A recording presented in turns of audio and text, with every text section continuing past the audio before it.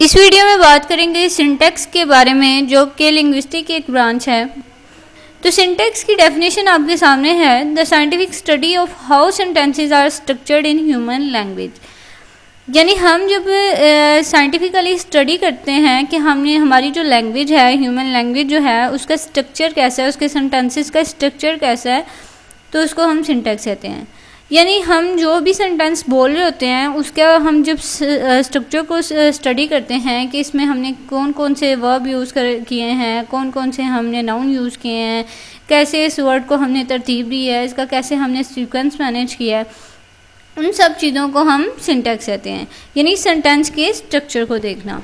तो बहुत ही इजी सा कंसेप्ट था सिंटैक्स का। आई होप आपको क्लियर हो गया होगा। Thank you so much for watching. अगर आपको मेरी वीडियो अच्छी लगी तो इसे लाइक और सब्सक्राइब ज़रूर कीजिएगा और अपने फ्रेंड्स के साथ भी शेयर कीजिएगा।